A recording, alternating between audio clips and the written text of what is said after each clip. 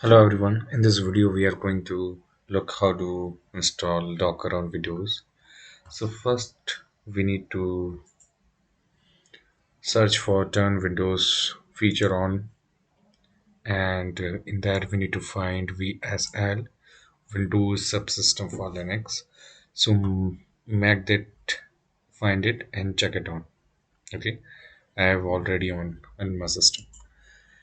And second thing, we need to go to Docker desktop and download Docker desktop for Windows, and you need to save the exe file and wait for it to download.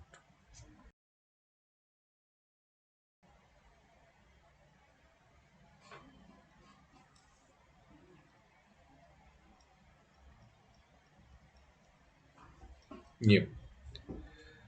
So our Docker desktop is installed. Let us quickly set it up.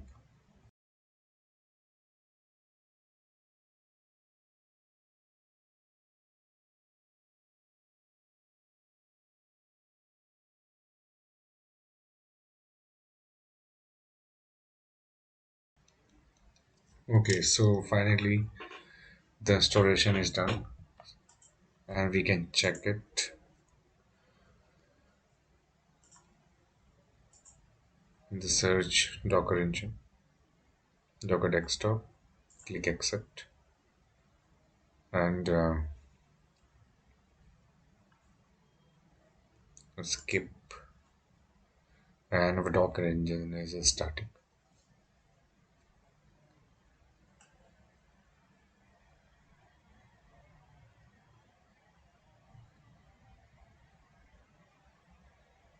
Yep. In the bottom left corner we can see Docker engine is running, and